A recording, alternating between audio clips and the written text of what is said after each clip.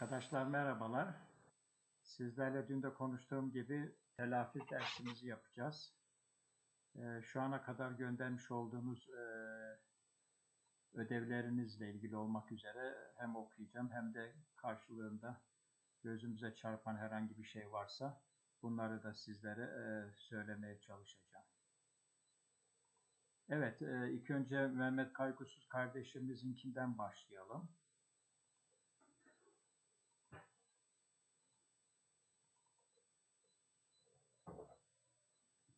Evet, şöyle bir başlık atmış arkadaşımız. Tarihin farkında bir isim, Edward Gibbon.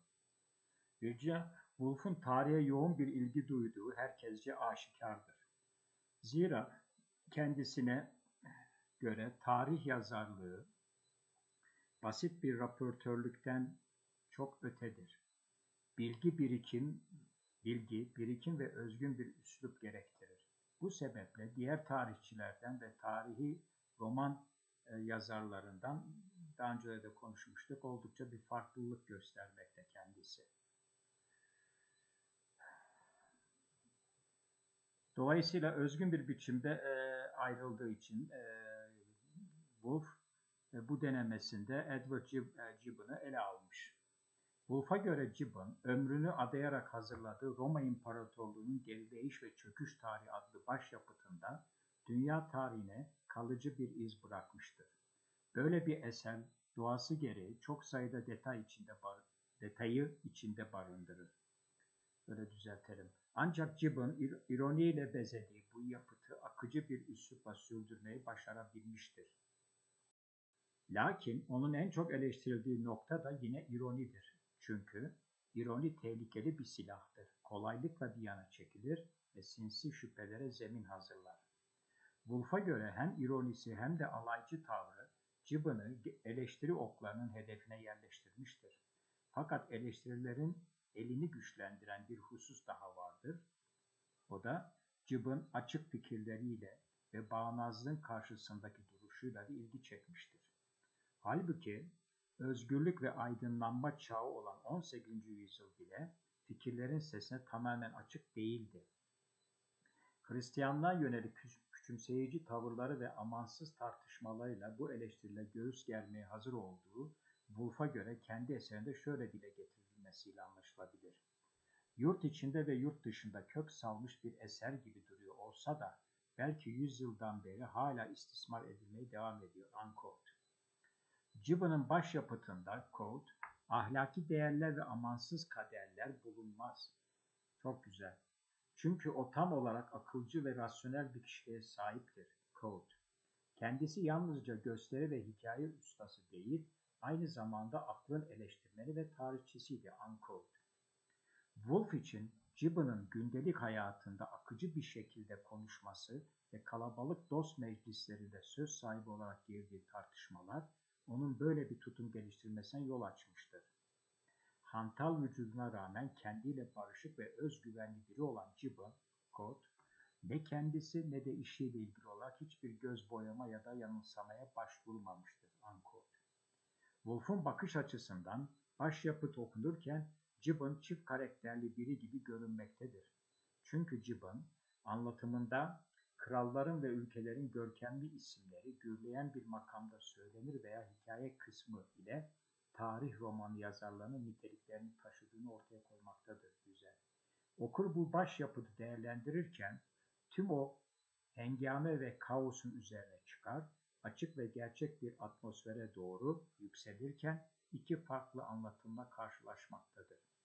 Bu minvalde Woolf bu denemesinde Gibbon'ı tarihçi kimliğiyle ve mantıkçı kişiliğiyle incelemektedir. Woolf'a göre Roma İmparatorluğu'nun gerileyiş ve çöküş tarihi başkaları tarafından yine yazılabilirdi. Ancak hiçbirinin hayata, doğaya ve gençliğe duyduğu sevgiyle Gibbon'ın özgünlüğü yakalaması imkan yoktur. Sonuç olarak iddia edilebilir ki, yüzyıllara meydan okuyan bu aydınlatıcı eserin kalıcılığını sağlayan sanatçı bir tarihçinin kaleminden çıkmış olmasıdır. Evet, biraz kısa olmuş Mehmet. Now let's go on with Florentina.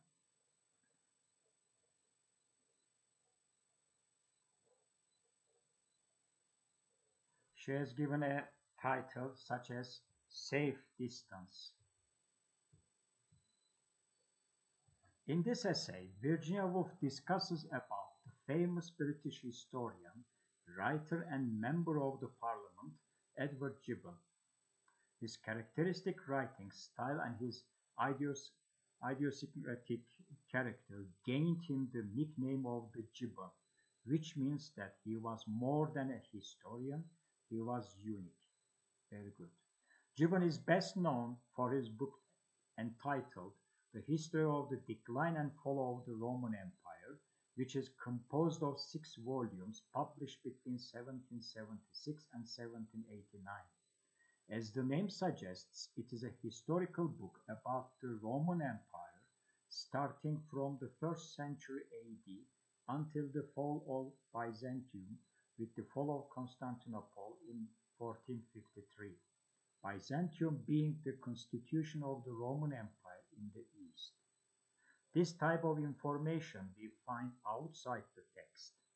In the text, Woolf refers to the book only as the history of the decline and fall, thus showing that in the time when she wrote the essay 1937, the book was already so famous that there was no need to mention it with its full title or give additional information to the readers.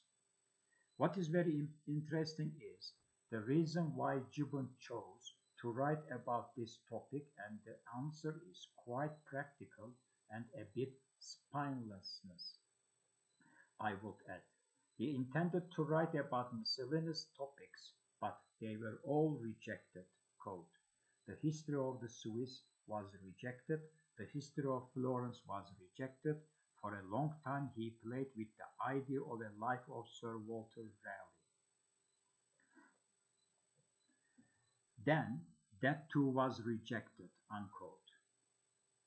What made Gibbon reject these topics, and particularly the last one, was that, as he says, I must embrace a safer and more extensive theme, unquote.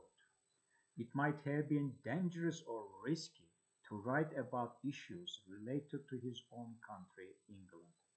Therefore, he chose a distant and safer area, the Roman Empire. Of course, there is a need to write the history of such a significant period, but to choose it because it is safe and not from a passion for the subject is what I mean by spinelessness decision. Woolf speaks about the only subject which made Gibbon forget his neutral tone, and that is the Christian religion. Very good. He wrote 2 chapters on this topic with the purpose to investigate, quote, the human causes of the progress and establishment of Christianity. These pages are characterized by an element which cannot be found when he writes about other topics, irony.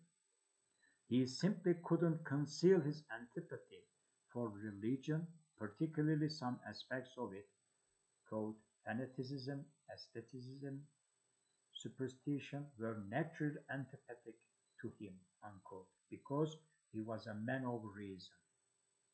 The same cannot be said about his contemporaries, and that is why his writings caused a big scandal. As Woolf puts it, even the 18th century, that age of light and liberty, was not entirely open to the voice of reason. Very good. The attitudes of his readers made him use irony, which was not something innate to him, because he could not express his opinions about religion directly. What Woolf admires the most at the historian is that he managed to, quote, turn everything to profit, everything being his illness, his ugliness, his father who wasted all the family money, plus the fact that he was expelled from Oxford, his love life was unsuccessful, so, quote, he had none of the advantages of birth, unquote. Through hard work, reasoning, and a lack of interest in what other people thought or said, made him go on with his life and become immortal. Woolf's essay is written in a cyclic style. It starts Gibbon wrote in the calm confidence of immortality, unquote, and ends with the idea that great literary works ensure immortality, to their authors. Quote, the great work which he was not wrong in thinking will immortalize his name, unquote. It is very interesting that this is a recurrent theme in Woolf's writings, and generally when she discusses about a writer, she ends her essay by stating her immortality. This might suggest her deep desire to be immortal herself, not only through her writings but also by helping other writers stay immortal through her essays. What she wants is to not be forgotten so that her life, although short, has a meaning. Very, very good.